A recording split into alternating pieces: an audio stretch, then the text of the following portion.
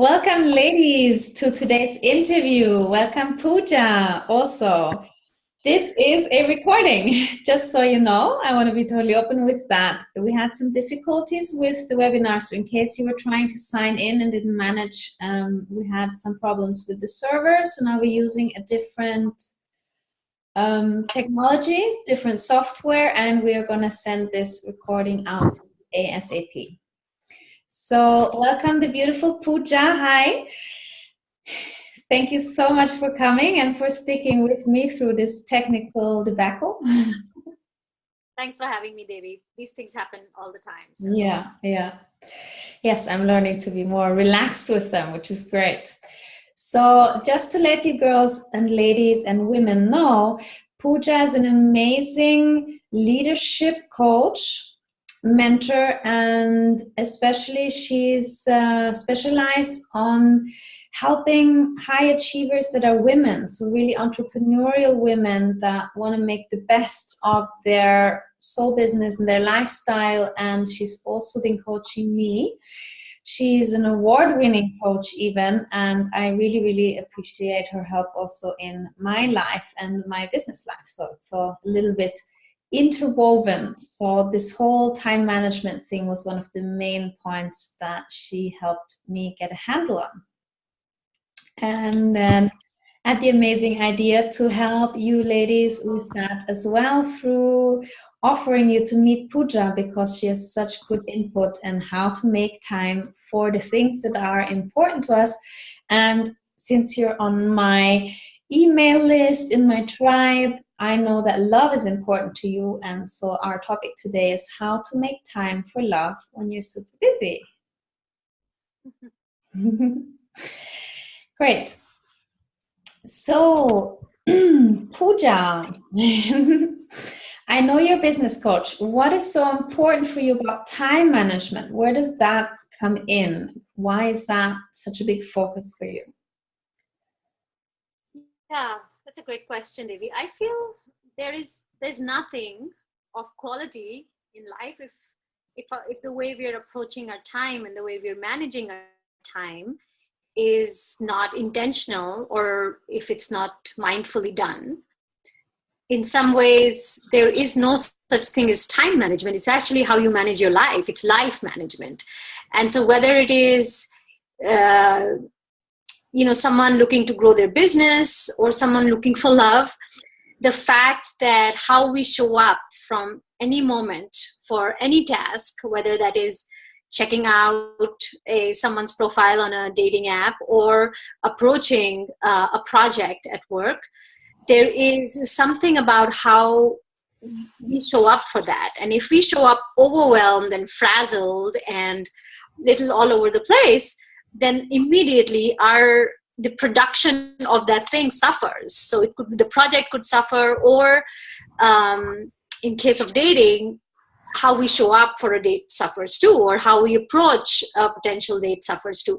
So there is just many implications, especially with women in business. There is a direct impact on their bottom line and the kind of revenues they bring into their business that can be changed and streamlined and improved when we start looking at where are these women spending their time, whether that is bringing in income for them, whether they're wasting time on activities that are not really beneficial for their business or for their well-being. And similarly, in personal things, how and what we spend time on is everything. It defines the quality of our life. So it's to me, it's kind of like at the center of everything, Mm-hmm. And is there something particular about women rather than men? Is there a difference with this whole time and life management thing? Well, yes. One of the things that is very different for women is that in work scenarios, women have plugged into systems that were designed by men and they were designed for men. So when women move through their very unique biological experiences, for instance, having a child and breastfeeding, the work environment doesn't really cater to that. Or when a woman is pregnant, and when a woman has her period, like there's all of these experiences that a woman experiences because of her biology that bring certain gifts to the world and to herself and to her business, but they are not always recognized and acknowledged in a dominated in world and work environments.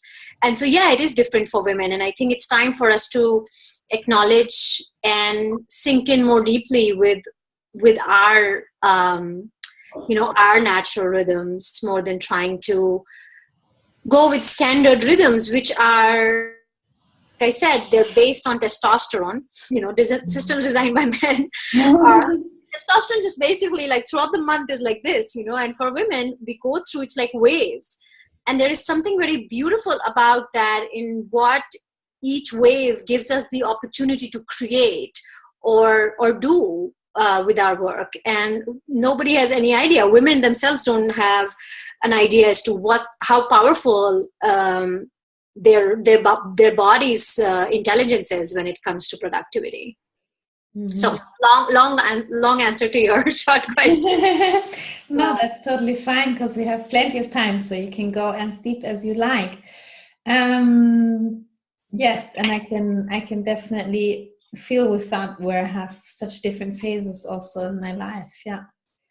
So how can we feel good about time? Like, I know a lot of my women also, they just feel overwhelmed. They feel like there's not enough time for all the things that they'd actually want to do.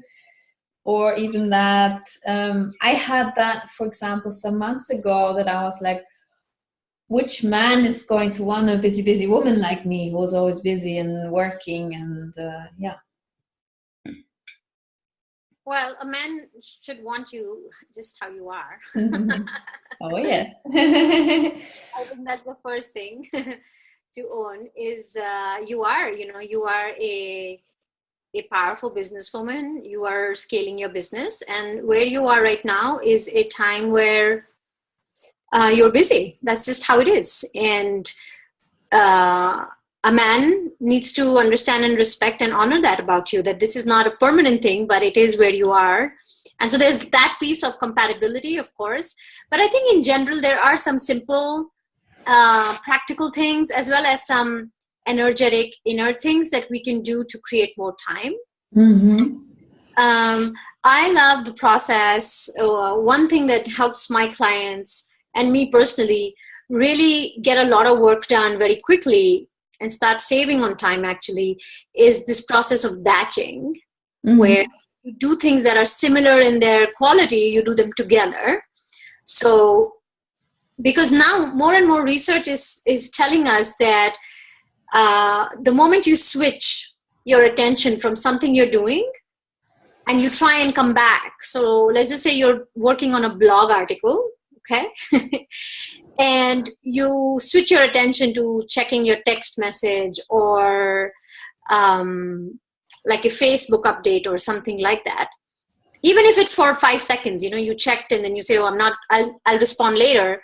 To come back to this original rhythm and zone of your creation, it can take 23 minutes. That's a lot of time. Let's just say, that's like half your day, because let's just say that activity would have taken you 1 hour. You're now losing 23 minutes of that time. So you are literally working twice as much. So one really easy thing to do is to start stacking or batching all your activities together. So if you're cooking, you cook like batches once or twice a week so that you have enough food for the week. Or, if you're doing email, you just do all your email, then you don't check your email again. Or you're doing, marketing on social media, you set aside time for it once or twice a day, and then, you're not always on. Your notifications for your emails and other like social media, they're not on and distracting you all the time. And what that does is when you are focused, you can really move through things very quickly without having this frazzled, overwhelmed energy of, hey, let me pay attention to that, or what happened there, maybe that's urgent, because nothing really is urgent, unless somebody's dying. Mm-hmm. Yeah. So that's one way to save a lot of time. And one other way to take that to the next level is, especially if you run your own business and you have more autonomy over your time is to batch your days.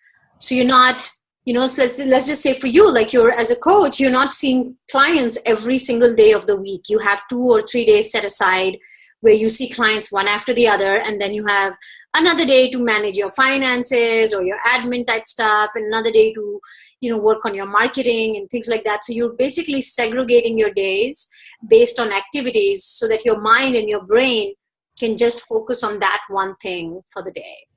That's also very, very valuable for having a sense of control over your time. Mm-hmm.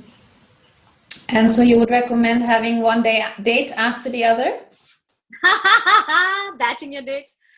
That's a good point. I think there would be some issues if you ran into your previous date. I mean, if you think about it, you're ready, you have your makeup on, you're wearing some cute outfit.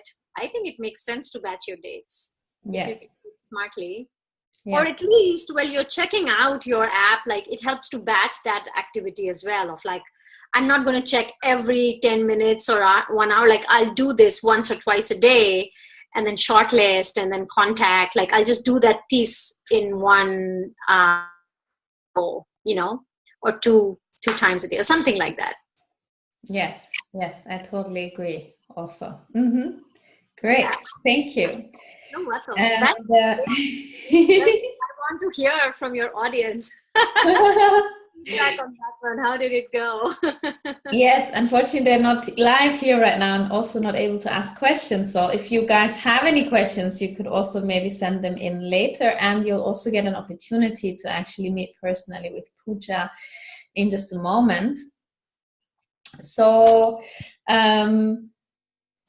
back to this question. So how can we feel good about time? You also mentioned something about rituals when we were talking about the interview beforehand. Any advice there? How you can, go into the day feeling you're on top of it and it's all okay, and you're not like, oh my God, there's so much to do today. How am I going to manage and stay alive? True.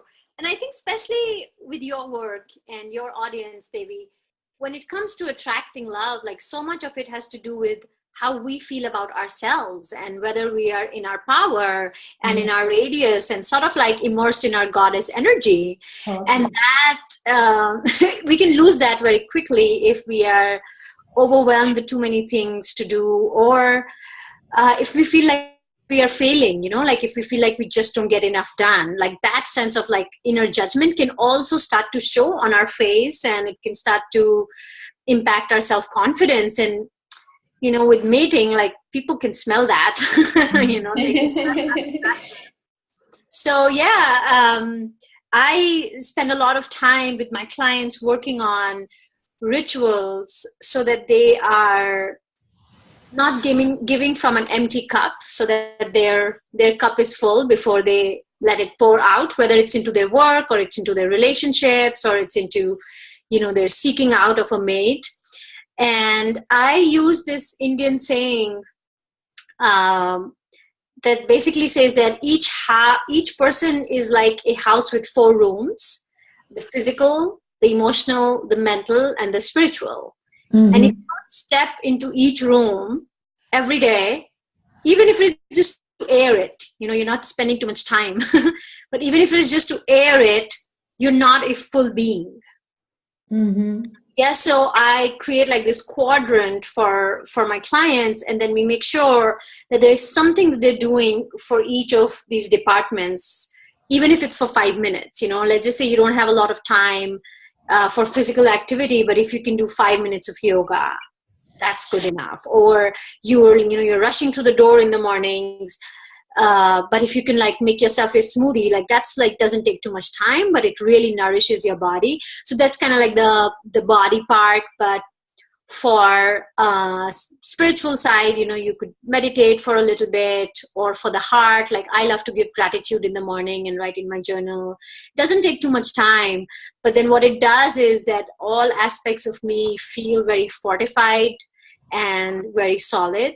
And as a result of that, when I'm being asked when demands are being made of me, whether they're emotional or physical, I can give from a place of abundance without getting resentful or without getting exhausted with with what life asks of us, and especially when you're dating, like, you have to be very emotionally present. You have to hold space for yourself, of course, but also for the other person to really hear what they're saying and to be tuned in. And that's an emotional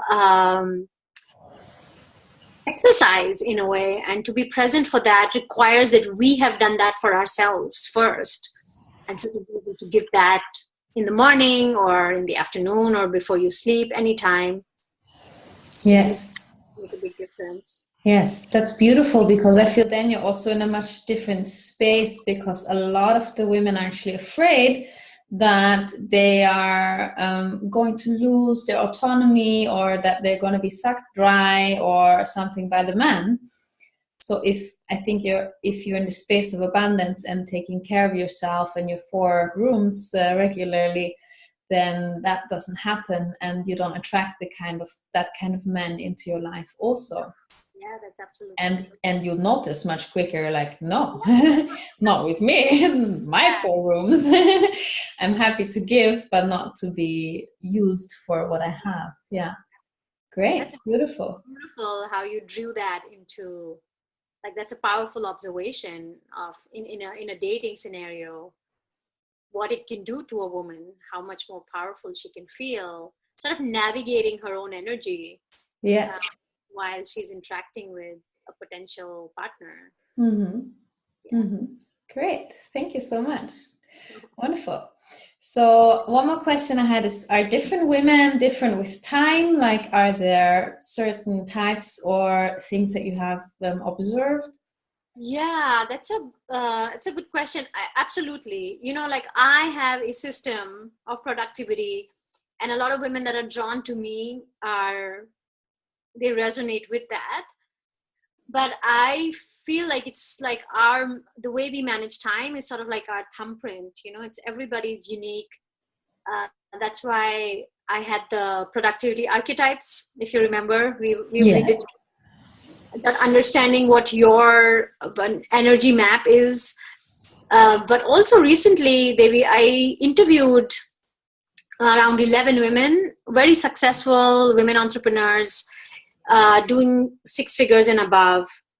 And I said, tell me, like, what are you doing with yourself, with your mindset, with your daily rituals? How are you preparing yourself every day for this kind of success? And the answers were very fascinating. And yes, like, they all had their rituals. They all had a certain amount of discipline about how they were showing up for themselves first. But it was different for everybody. Somebody was like a night owl and would work through the night. Some people would get up early and meditate and blah blah blah and then get to work.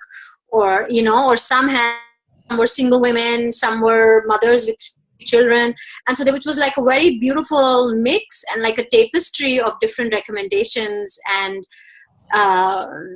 daily habits of these women. And I'm happy to share that ebook with you. It's really packed with lots of valuable nuggets, both in terms of what it takes to be successful in this day and age, but also what is it that you're doing every day? What does your day look like? So I think that'll be fun for the women listening in. Yes, for sure. And I'll make sure to put that link for you in the email, of course, with the recording, and beneath the YouTube video also, so you can get access to download that from Puja. I'm very excited to read it as well. Because I tend to, sometimes I'm the night owl, sometimes I'm the disciplined morning person. So yes, very interesting. Thank you. And can you tell us a little bit about what the consequences could be of when you're not handling your time, or basically your life properly? How can that affect us? Yeah, I don't know where to start. I think the first thing that I notice happens in women is that there is a sense of guilt and shame that starts to sort of be like this cloud that hangs over their head all the time. Like, they feel like they're falling short. And to me, that's the most dangerous thing, the most toxic thing that happens, when women are not feeling control of their time, they're not feeling good about themselves and what they're getting done and how they're doing it, the quality of what they're doing. So I think that's like one thing in terms of like the emotional cost. But also, Devi, physically, adrenal fatigue is a very real thing for women, and it is a direct consequence of women pushing themselves, again, in a world which doesn't understand or honor that we are designed differently, in a world where they're expected to be pushing through everything, and that can affect a woman's adrenals. Her whole hormonal system can get out of whack. That in turn can cause all sorts of issues, from simple things like period cramps or emotional imbalances, or something more serious like I had fibroids, and that totally related to the stress that I experienced when I was working for tech startups. So I think there's different things that happen, especially to a woman's hormonal system and certain organs, that you can trace to this sense of like being overwhelmed and stressed out. So I would say that's the physical cost. And then I talked about the emotional and psychological cost. I think there's a third cost also, in terms of just a sense of being happy and present with life, is when you're feeling like you're just moving from one task to another, or moving from one date to another, and you're not really immersing yourself, or you don't have the capacity to immerse yourself in that moment. You don't even know what happened. You were there physically, your body was there, but something was somewhere else, like a part of your mind was occupied with something else, was distracted. And I think that makes us poor. We have a short time on this planet. It makes us poor inhabitants of this one life that we have. And keeps us from fully, like Osho would say, to like just be with the fragrance of the flowers, or to listen to the song of the birds, or to really look into the eyes of the beloved, or be immersed, like fully saturated in each moment. And I think that's another consequence of when we are overwhelmed. Our mind just is nonstop thinking of what else has to be done. And that keeps us from enjoying all the gifts of this present moment. And there's so many. Yes. And I feel also the men, even if they don't know nothing about energies and things like that, they sense it. Every human being can sense whether your opposite is being present or not. And I find that is something that they find very attractive also in us women, that when we are so present with them and really honor them, give them the gift of our presence, basically. And that's really one of the most valuable things we can give a man, to actually really, really be present with him. And I think if you're feeling stressed out and you're in the back of your mind thinking of all the other things you actually should be doing, then you're not present. And thank you. That's a really good reminder of that. Yeah. And of course for ourselves, not only for the other. Yeah. Of course. I think it's good to be grounded in that for ourselves. And I find that when women are in that space of being present, they also attract and invite men, not just men, but business opportunities, friends. Like they attract people who can also give them that. So it's not just that I'm giving you the gift of being fully present, which is a beautiful, no matter what comes back, but also to have that come back to you is just, it's beautiful. Then it's like a little poem that's making itself, So that's good to know too, that who we are is what we attract. And when we are present and mindful and honoring ourselves, then we invite that kind of energy also. Great. Thank you. So those are all the questions that I have from me. And now, since we don't have a Q&A part, is there anything else that you feel is really important for the women to take away from this interview? Well, I definitely want to make myself available for the Q&A. I don't know how that would work. Maybe if you get questions, I could respond to them.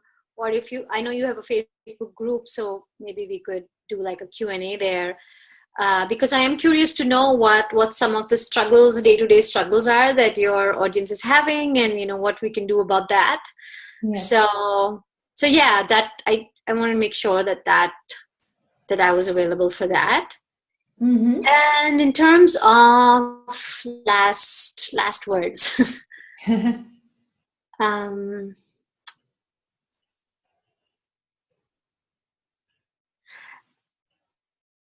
I think the sense I'm getting, or the intuitive guidance I'm getting to share, is like